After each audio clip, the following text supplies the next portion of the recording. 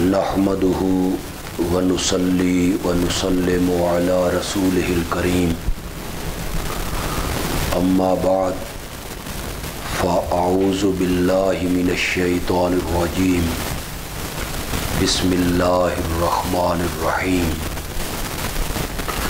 الحمد لله رب العالمين الرحمن الرحيم مالك يوم الدين إياك نعبد وإياك نستعين اهدنا الصراط المستقيم صراط الذين أنعمت عليهم غير المغضوب عليهم ولا الضالين اللهم صل على سيدنا ومولانا محمد النبي الأمي وعلى آل سيدنا ومولانا محمد وبارك وسلم ثم صل عليه۔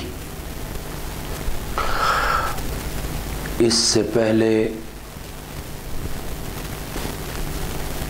دروس میں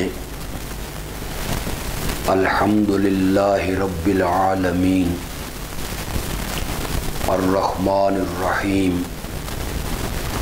مالک یوم الدین، ان آیتوں کا ترجمہ اور مختصر سی تفسیر اور تشریح میں آپ کے سامنے بیان کر چکا ہوں۔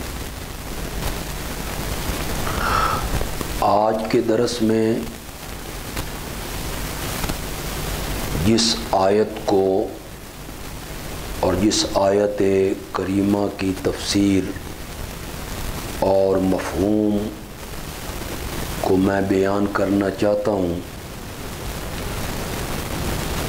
وہ اپنے مفہوم اور معانی کے اعتبار سے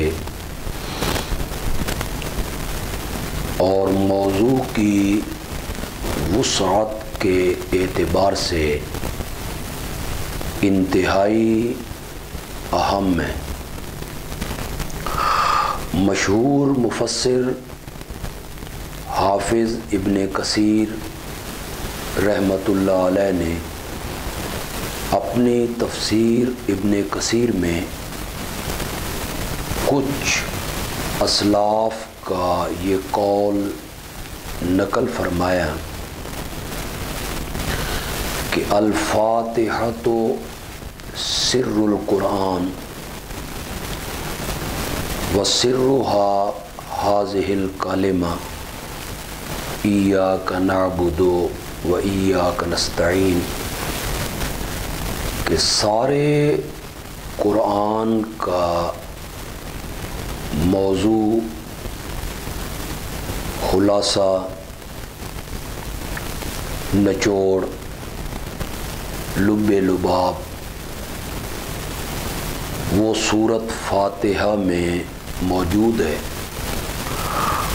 اور سورت فاتحہ کا نچوڑ اور خلاصہ وہ اس آیت میں ہے، یعنی ایاک نعبد و ایاک نستعین۔ آپ قرآن پاک ذرا گہری نظر سے پڑھیں تو آپ پر یہ بات روز روشن کی طرح واضح ہو جائے گی کہ پورے قرآن پاک کا خلاصہ اور پورے قرآن پاک کا نچوڑ اور پورے قرآن پاک کا حرک اور پورے قرآن پاک کی جو روح ہے اور قرآن کے نزول کا جو مقصد ہے وہ یہی کلمہ ہے، ایاک نعبد و ایاک نستعین۔ سورۃ ہود کی ابتدا میں ارشاد ہوتا ہے الف لام را کتاب احکمت آیاتہ ثم فصلت من لدن حکیم خبیر، کہ یہ عظیم الشان کتاب ہے جس کی آیتیں بڑی محکم ہیں، اور پھر ان کو کھول کھول کے تفصیل کے ساتھ بیان کیا گیا ہے۔ اس کا اتارنے والا اللہ حکیم بھی ہے اور خبیر بھی۔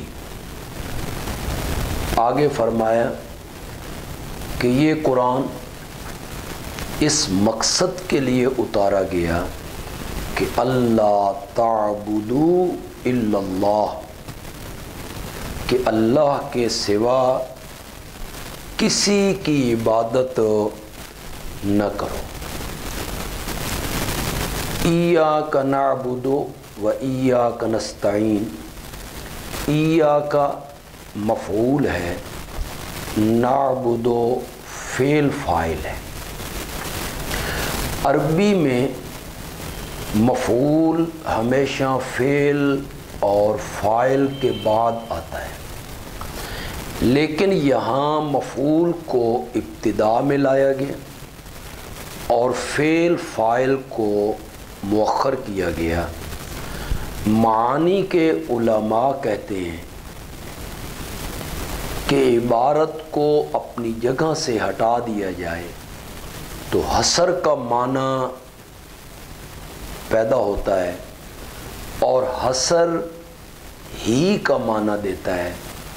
ایاک نعبد و ایاک نستعین کا معنی ہوگا ہم تیری ہی عبادت کرتے ہیں اور ہم تجھ ہی سے مدد مانگتے ہیں۔ یہ عبادت جس کا اقرار ہم نے سورۃ فاتحہ میں کیا کہ ہم عبادت صرف اور صرف اللہ ہی کی کرتے ہیں، عبادت کا مفہوم کیا ہے؟ آج کے اکثر لوگ وہ عبادت کا صحیح مفہوم نہیں سمجھتے ہیں۔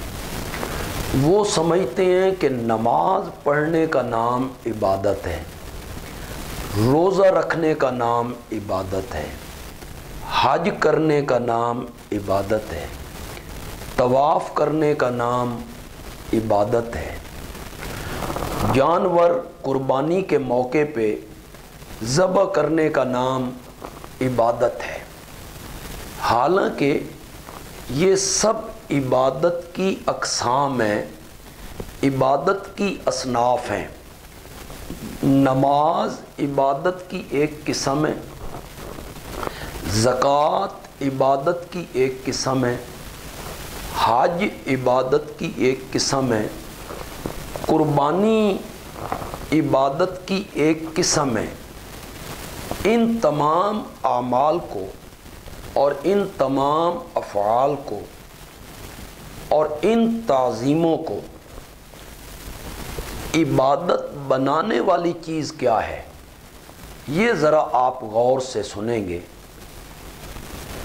ہر وہ کام اور ہر وہ تعظیم عبادت بن جائے گی جس کے پیچھے دو عقیدے ہوں گے اور دو نظریوں کے ساتھ وہ عمل کیا جائے گا، اور دو عقیدوں کے ساتھ وہ تعظیم کی جائے گی، تو وہ دو عقیدے اس عمل کو، اس فعل کو، اس کام کو، اس تعظیم کو عبادت بنا دیں گے۔ پہلا عقیدہ یہ کہ جس ہستی کے لیے یہ تعظیم کر رہا ہوں، جس ہستی کے لیے یہ عمل کر رہا ہوں، اسے تسلط غیبی حاصل ہے، یعنی وہ عالم الغیب ہے، میں اسے نہیں دیکھ رہا لیکن وہ مجھے ہر حال میں دیکھ رہا ہے اور میرا کوئی کام اور میرا کوئی عمل اور میری کوئی حرکت اس کے علم سے باہر نہیں ہے، وہ عالم الغیب ہے۔ یہ پہلا عقیدہ۔ اور دوسرا عقیدہ یہ کہ جس ہستی کے لیے یہ کام کر رہا ہوں، جس ہستی کے لیے یہ تعظیم کر رہا ہوں، جس ہستی کے لیے یہ عمل کر رہا ہوں، وہ متصرف فی الامور ہے، مختار کل ہے، قادر ہے، قدیر ہے۔ میرا نفع میرا نقصان اس کے ہاتھ میں ہے۔ اگر وہ چاہے گا تو مجھے نفع پہنچائے گا، اگر وہ چاہے گا تو مجھے نقصان پہنچا دے گا۔ وہ مختار کل ہے، مرضیوں کا مالک ہے۔ یہ دو عقیدے ذہن میں رکھ کر کہ جس ہستی کے لیے میں یہ تعظیم کر رہا ہوں، جس ہستی کے لیے میں یہ فعل اور عمل کر رہا ہوں، وہ عالم الغیب ہے اور وہ مختار کل ہے۔ ان دو عقیدوں کے ساتھ آپ جو عمل کریں گے اور جو تعظیم کریں گے، یہ دو عقیدے اس تعظیم کو عبادت بنا دیں گے۔ اب ہم قرآن پاک میں دیکھیں گے کہ یہ دو صفتیں، عالم الغیب ہونا اور مختار کل ہونا، یہ دو صفتیں کس میں پائی جاتی ہیں؟ یہ دو صفتیں کس کی ہیں؟ سب سے پہلے آپ سورۃ آل عمران میں آئیں اور آل عمران کی آیت نمبر 5 اسے ہم دیکھتے ہیں۔ اعوذ باللہ من الشیطان الرجیم، بسم اللہ الرحمن الرحیم۔ ان اللہ لا یخفی علیہ شیء فی الارض ولا فی السماء۔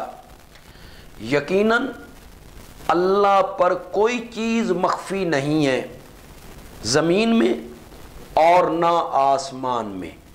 زمین و آسمان اور زمین و آسمان کے درمیان جو کچھ ہے، ان میں کوئی چیز بھی اللہ سے پوشیدہ نہیں ہے۔ یہ اللہ کی صفت علم غیب کا ذکر ہوا کہ وہ عالم الغیب ہے، ہر چیز کو وہ بہتر جانتا ہے۔ اس کے بعد آیت نمبر 6 میں ارشاد ہوا، هو الذی یصورکم فی الارحام کیف یشاء۔ وہی ہے جو تمہاری تصویریں بناتا ہے ماں کے پیٹ میں جس طرح چاہتا ہے۔ 3 اندھیروں میں، ایک ماں کے پیٹ کا اندھیرا، ایک رحم کا اندھیرا اور ایک اس جھلی کا اندھیرا جس جھلی میں لپیٹ کے ہم انسان کی تصویریں بناتے ہیں۔ ان 3 اندھیروں میں، فی ظلمات ثلاث، 3 اندھیروں میں پانی کے ایک ناپاک قطرے پر نقش جمانا اور اس کی تصویر بنانا، اس کے خد و خال بنانا، اس کے نئے نقشے بنانا اور اتنے متناسب طریقے سے بنانا، یہ صفت مختار کل کا ذکر ہوا کہ متصرف فی الامور بھی وہی ہے۔ جب اللہ نے سورۃ آل عمران کی آیت نمبر 5 میں اور پھر آیت نمبر 6 میں اپنی ان دونوں صفتوں کا ذکر کر لیا تو آگے اللہ نتیجہ نکالتے ہیں، لا الہ الا هو العزیز الحکیم، کہ اگر یہ 2 صفتیں میری ہیں تو پھر اس کائنات میں معبود اور عبادت کے لائق میرے سوا کوئی نہیں ہے۔ سورۃ طٰہٰ میں اللہ نے کس طرح اس کو بیان کیا؟ یہ سورۃ طٰہٰ ہے، اس کی آیت نمبر 6 ہے۔ ارشاد ہوتا ہے، لہو ما فی السماوات وما فی الارض وما بینہما وما تحت الثری۔ اسی اللہ کا ہے، ہر لحاظ سے اسی کا ہے، خلقن بھی، ملکن بھی، ملکن بھی، تصرفن بھی، اختیارن بھی، تدبیرن بھی، احیاءن بھی، اماتتن بھی، ہر لحاظ سے اسی کا ہے جو کچھ آسمانوں میں ہے اور جو کچھ زمین میں ہے، وما بینہما، اور جو کچھ زمین و آسمان کے درمیان ہے، وما تحت الثری، اور جو کچھ گیلی مٹی کے نیچے ہے، سب کا حقیقی مالک و مختار صرف اور صرف اللہ ہے۔ یہ اللہ کی صفت مختار کل کا ذکر ہوا۔ متصرف فی الامور وہی ہے، قادر و قدیر وہی ہے، کائنات کی ہر چیز کا حقیقی مالک اور ہر چیز اسی کی ملکیت میں ہے۔ آگے اللہ نے اپنی دوسری صفت کا ذکر کیا، وَإِن تَجْهَرْ بِالْقَوْلِ فَإِنَّهُ يَعْلَمُ السِّرَّ وَأَخْفَى، اور اگر تو زور سے بات کرے تو اس کا کیا فائدہ ہے؟ بے شک اللہ تو جانتا ہے السر، راز کو، پوشیدہ بات کو، وَأَخْفَى، اور راز سے بھی زیادہ مخفی چیز اسے بھی جانتا ہے۔ یہاں اللہ نے بہت خوبصورت انداز اپنایا، اپنے علم کی گہرائی کو، اپنے علم کی کشادگی کو، اپنے علم کی وسعت کو اللہ نے بڑے خوبصورت انداز میں بیان کیا۔ جانتا ہے السر، بھید کو، راز کو، وَأَخْفَى، اور راز سے بھی زیادہ پوشیدہ بات۔ راز کیا ہوتا ہے؟ بھید کیا ہوتا ہے؟ جسے عربی میں السر کہتے ہیں۔ بھید وہ ہوتا ہے جو میرے دل میں آ گیا ہے، میرے سوا کسی کے علم میں نہیں ہے، میرے سوا کسی کو اس کا پتہ نہیں ہے، صرف میرے دل میں وہ راز ہے، اس کو بھید کہتے ہیں۔ اس سے زیادہ مخفی چیز کیا ہے؟ علماء نے لکھا کہ اس سے زیادہ مخفی چیز یہ ہے کہ راز وہ ہے جو بندے کے دل میں آ گیا، صرف بندے کو پتہ ہے، اس آدمی کو پتہ ہے، اس کے سوا کسی کو بھی اس کا علم اور پتہ نہیں ہے۔ اور اخفا سے مراد وہ بھید ہے، وہ راز ہے جو ابھی تک اس کے دل میں نہیں آیا، سال کے بعد آئے گا، 5 سال کے بعد آئے گا، 10 سال کے بعد آئے گا۔ جو بھید اور راز اس بندے کے دل میں 10 سال کے بعد آنا ہے، اللہ فرماتا ہے میں اسے اب جانتا ہوں۔ یہ اللہ کے علم کی بات ہے۔ ان دونوں صفتوں کو جب اللہ نے ذکر کر لیا تو اللہ نتیجہ نکالتے ہیں، اللہ لا الہ الا ہو، کہ لوگوں اگر یہ دو صفتیں میری ہیں، عالم الغیب بھی میں ہوں اور مختار کل بھی میں ہوں، تو پھر اس بات کو تسلیم کرو کہ اس کائنات میں میرے سوا معبود بننے کے لائق اور میرے سوا عبادت کے لائق اور کوئی نہیں ہے۔ اب میں ایک تیسری جگہ آپ کے سامنے رکھنا چاہتا ہوں اور آپ کو دعوت فکر دینا چاہتا ہوں۔ یہاں اللہ نے ایک منفی رنگ اختیار کیا ہے، اپنی معبودیت اور اپنی الوہیت کا ذکر کیا تو انہی دو صفتوں کو ذکر کیا، اور جب غیر اللہ سے نفی کی اللہ نے تو انہی دو صفتوں کو بیان کر کے ان کی الوہیت کی نفی کر دی ہے۔ یہ سورۃ نحل ہے، اور سورۃ نحل کی آیت نمبر 2 سے لے کر آیت نمبر 16 تک اللہ نے اپنی قدرت کا ذکر کیا، اپنی خالقیت کا ذکر کیا، اپنی مالکیت کا ذکر کیا، اپنے تصرف کا ذکر کیا، اپنے اختیار کا ذکر کیا، جس میں اللہ نے بہت ساری چیزوں کو گنا ہے۔ اس کے بعد اللہ نے اپنے علم کا ذکر کیا، واللہ یعلم ما تسرون وما تعلنون، اللہ جانتا ہے جو کچھ تم چھپاتے ہو اور جو کچھ تم ظاہر کرتے ہو۔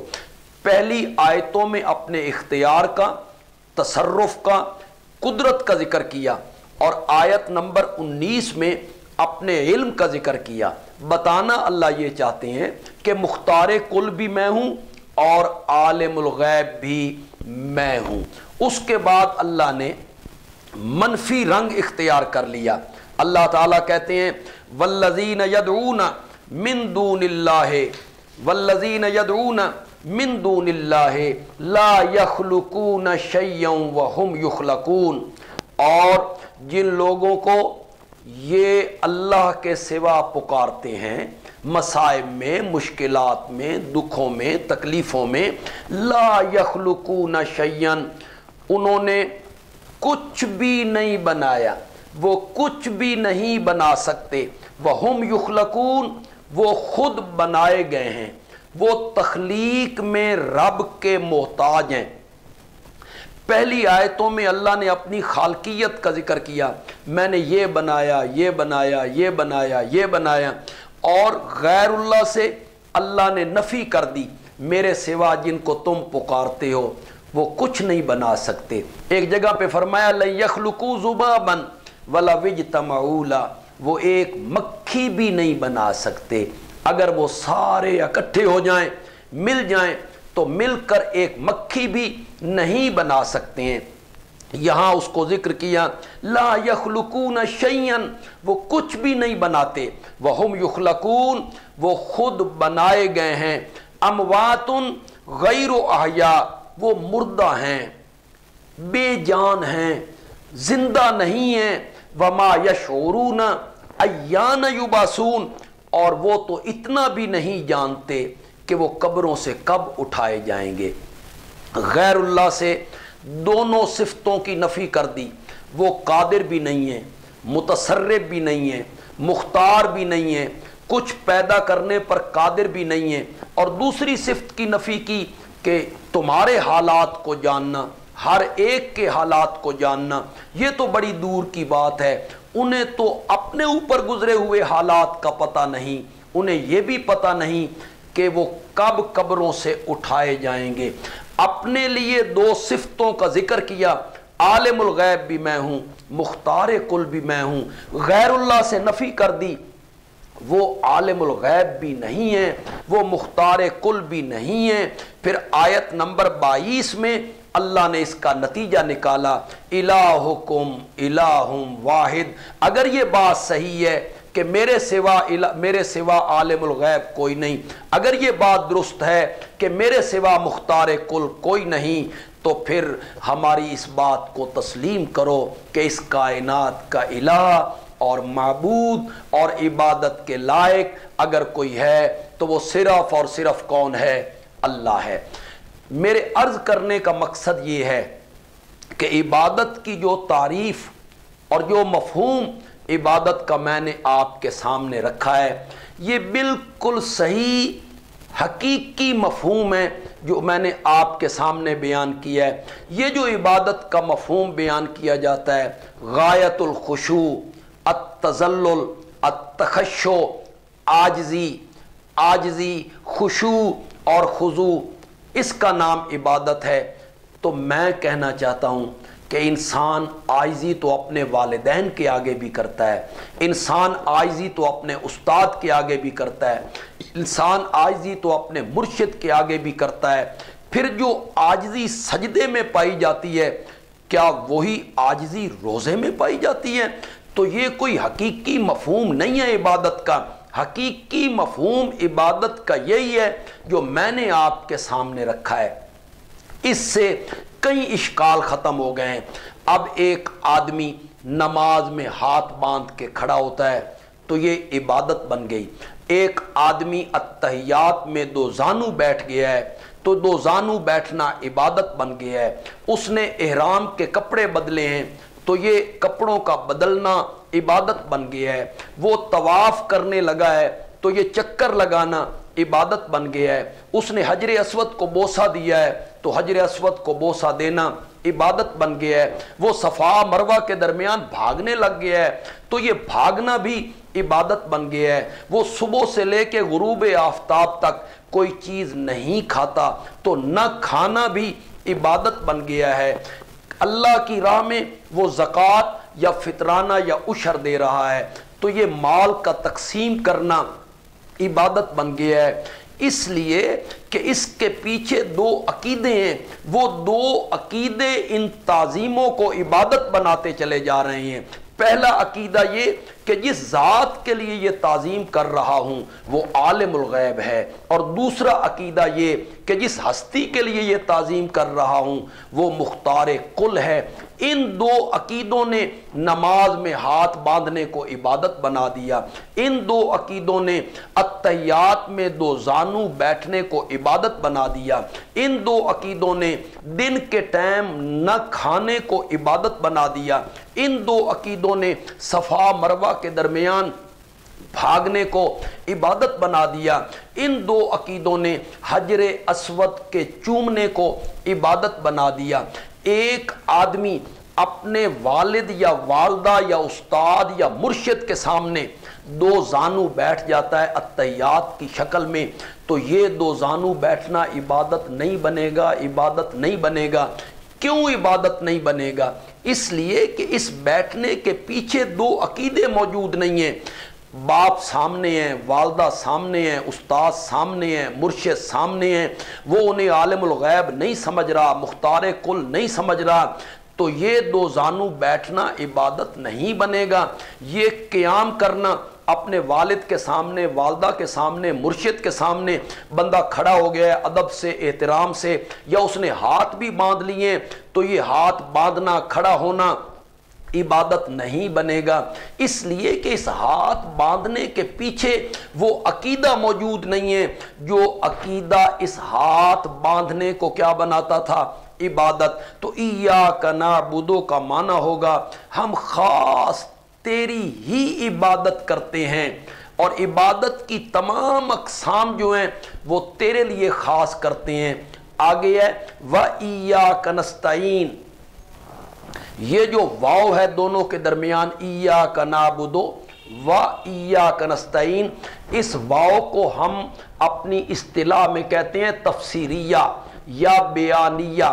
یہ واو کے عربی میں کئی معنی آتے ہیں، ان میں سے ایک معنی ہے بیانیہ، تفسیریہ، اور واو بیانیہ کا مطلب یہ ہوتا ہے، واو بیانیہ یہ کہنا چاہتی ہے کہ اگر مجھ سے پہلے جملے کی، مجھ سے پہلے کلمے کی تمہیں سمجھ نہیں آئی نا، تو میرے بعد والا کلمہ پڑھو۔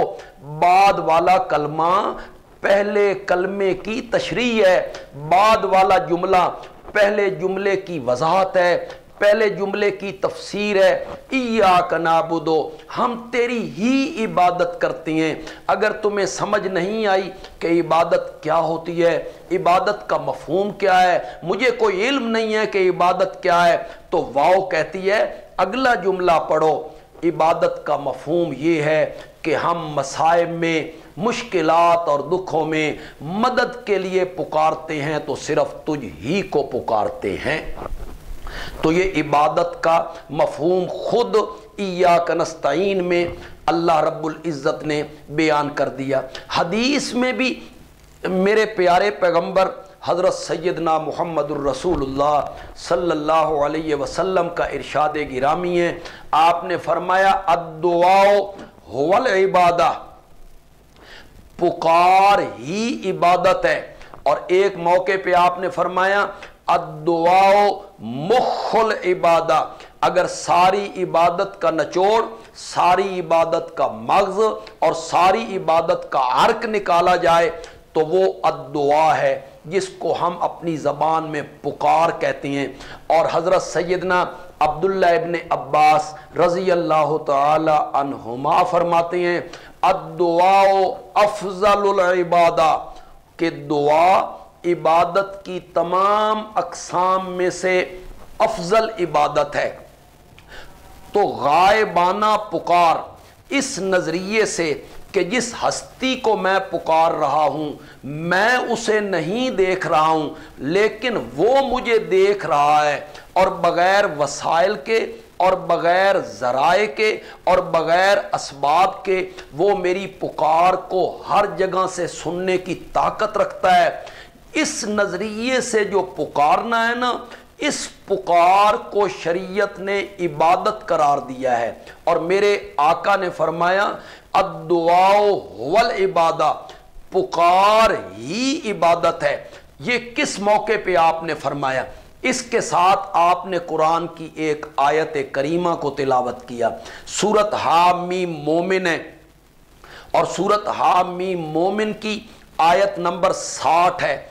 इरशाद होता है काल रब्बुकुम उदऊनी अस्तजिब लकुम, तुम्हारा रब कहता है मुझे पुकारो, मैं तुम्हारी पुकारों और तुम्हारी दरखास्तों को कबूल करता हूं। इन्नल्लज़ीन यस्तकबिरून अन इबादती सयदखुलून जहन्नम दाखिरीन, जो लोग मेरी इबादत से एराज करते हैं, मेरी इबादत से रूगिरदानी करते हैं, वो अनकरीब यानी मरने के बाद जलील होकर जहन्नम में दाखिल होंगे। ज़रा इस आयत करीमा को गौर से एक मर्तबा फिर सुनिए, या कुरान पाक खोलिए और इसको पढ़ने की कोशिश फरमाइए। सूरत हामीम मोमिन है, 24वां पारा है, उसकी आयत नंबर 60 है। चुनाचे आयत के पहले हिस्से में कहा उदऊनी, मुझे पुकारो, यानी मसाइब में, मुश्किलात में, तकलीफ़ों में, दुखों में, हाजात में मुझे पुकारो, ये पहले हिस्से में कहा।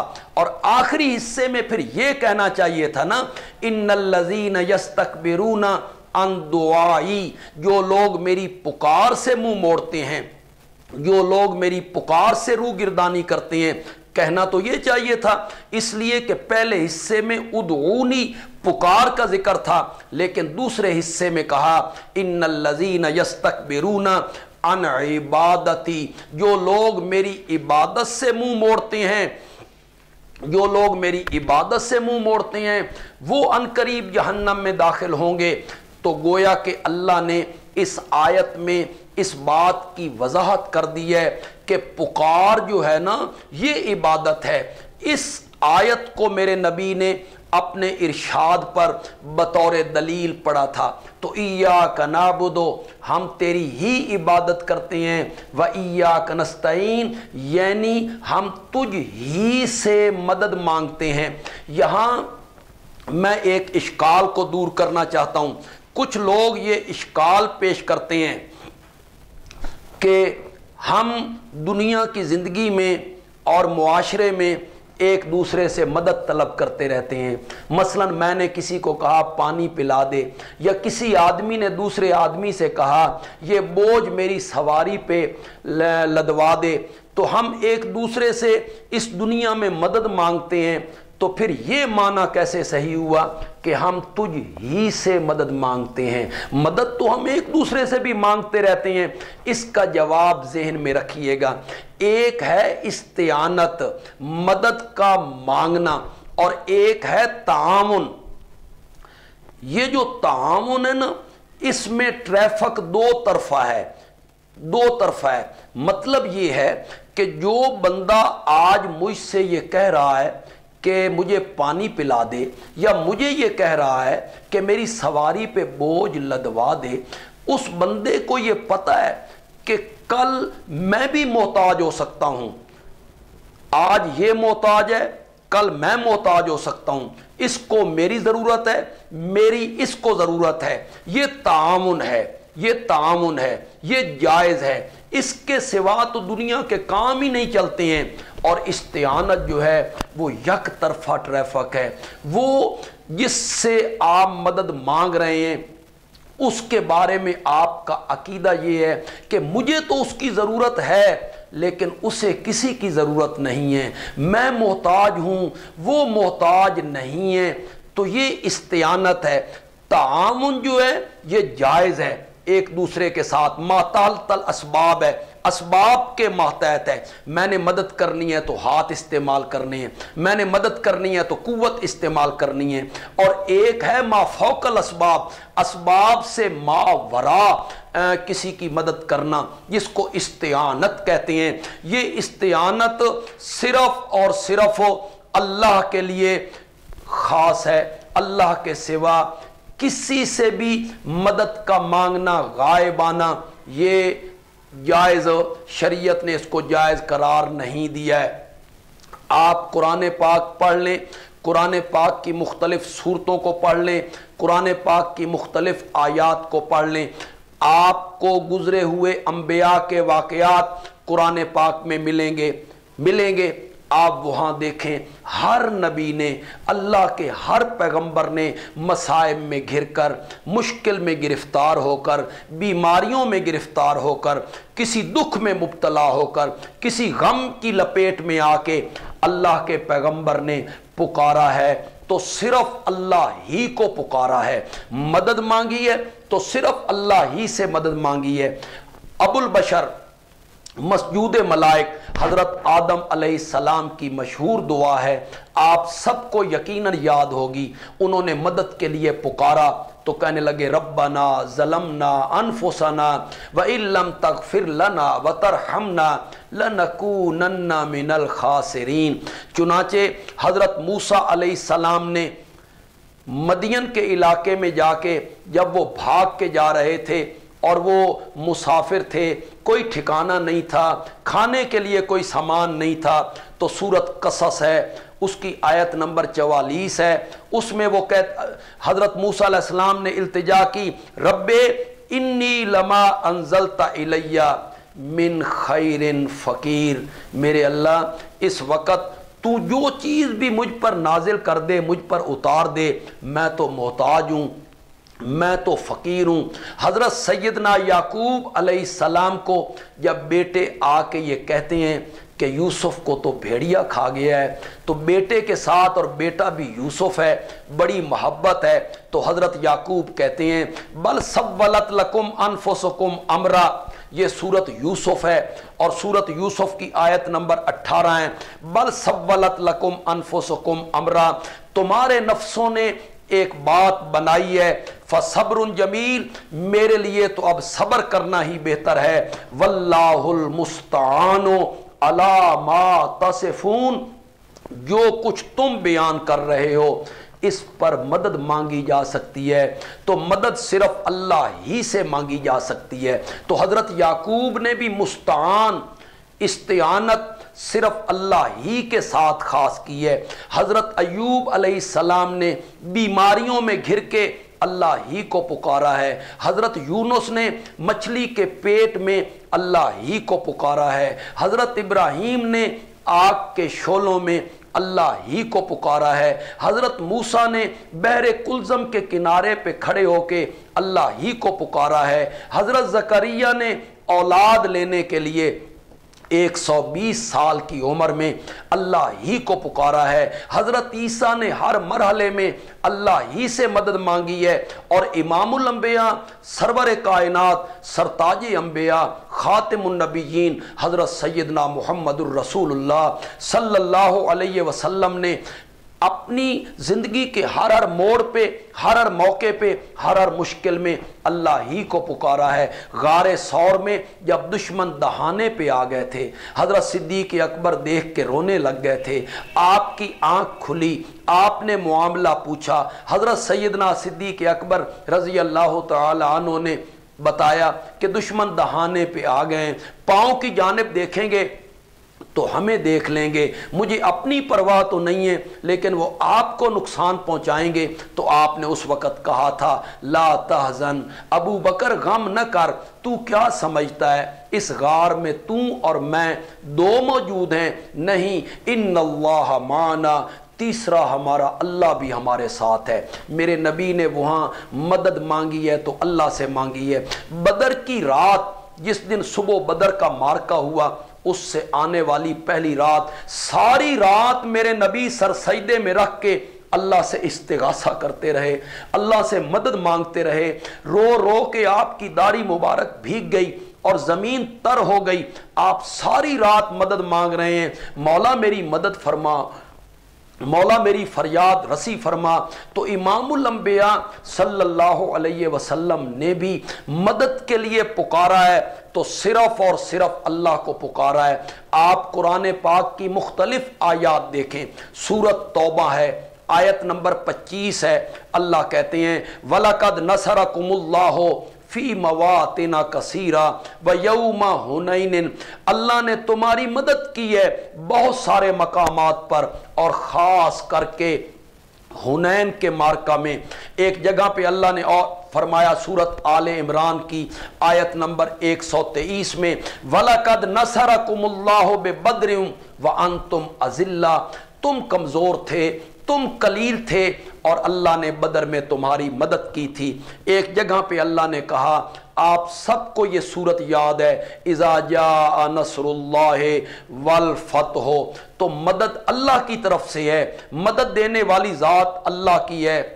नसरुम मिनल्लाहि व फतहुन करीब, तो मदद के लिए चूंकि मदद करने वाली ज़ात सिर्फ और सिर्फ अल्लाह की है, अल्लाह के सिवा गायबाना मदद करना किसी की, या किसी की मुसीबत को दूर कर देना, या किसी की तकलीफ़ को हटा देना, ये किसी के बस में नहीं है। इसलिए मदद के लिए मसाइब और मुश्किलात में गायबाना पुकारना है तो सिर्फ और सिर्फ अल्लाह ही को पुकारना है। आखिर में मैं इमामुल अंबिया हज़रत सैयदना मुहम्मदुर रसूलुल्लाह सल्लल्लाहु अलैहि वसल्लम के एक इरशाद गिरामी पर आज के बयान को ख़त्म करना चाहता हूँ। मेरे नबी मुकर्रम सल्लल्लाहु अलैहि वसल्लम के चचाजाद भाई हैं हज़रत अब्दुल्लाह इब्न अब्बास रज़ी अल्लाह तआला अन्हुमा, वो आपके पीछे सवारी पे बैठे हुए हैं। आपने फरमाया, इब्ने अब्बास ज़रा तवज्जो से, ज़रा ध्यान से मेरी बात को सुनना, मैं तुझे कुछ नसीहतें करना चाहता हूँ। तो आपने पहली नसीहत की, वइज़ा सालता फस्अलिल्लाह। इब्ने अब्बास, जब भी सवाल करना है, जब भी कोई चीज़ मांगनी है, फस्अलिल्लाह, तो वो चीज़ सिर्फ और सिर्फ अल्लाह से मांगनी है। हत्ता कि आपने इतनी निथरी हुई तौहीद की दावत अपनी उम्मत को दी कि आपने फरमाया, तुम में से एक एक आदमी अपनी हर हाजत अपने अल्लाह ही से मांगे, हत्ता शिस्से नालिही इज़न कता, यहाँ तक कि उसकी जूती का तस्मा टूट जाए तो उसका मुतालबा और उसका सवाल भी अपने अल्लाह से करे। तो आपने अपने चचाजाद भाई इब्ने अब्बास उनसे कहा, इज़ा सालता फस्अलिल्लाह, जब भी मांगना है, जब भी सवाल करना है तो अल्लाह से सवाल करना है। और आपने फरमाया, इज़स्तानता फस्ताइन बिल्लाह। इब्ने अब्बास, जब भी मदद मांगनी है तो मदद सिर्फ और सिर्फ अल्लाह ही से मांगनी है। क्या हर नमाज के बाद मेरे आका ने यह दुआ नहीं सिखाई, या हय्यो या कय्यूम बेरहमते का अस्तगीसो, ऐ हमेशा जिंदा रहने वाले, ऐ सारी दुनिया को कायम रखने वाले मेरे मौला, मैं तेरी रहमत के साथ फरियाद करता हूँ, इसलिए कि फरियाद रस सिर्फ और सिर्फ तू है। तो इय्याका नअबुदु व इय्याका नस्तईन सूरत फातिहा का भी मरकजी मकाम है, पूरे कुरान का भी मरकजी मकाम है, पूरे कुरान का खुलासा भी है, पूरे कुरान का निचोड़ भी है, पूरे कुरान का लुब्बे लुबाब भी है, जिसका माना हमने किया, हम तेरी ही इबादत करते हैं और हम तुझ ही से मदद मांगते हैं। वमा अलैना इल्लल बलागुल मुबीन।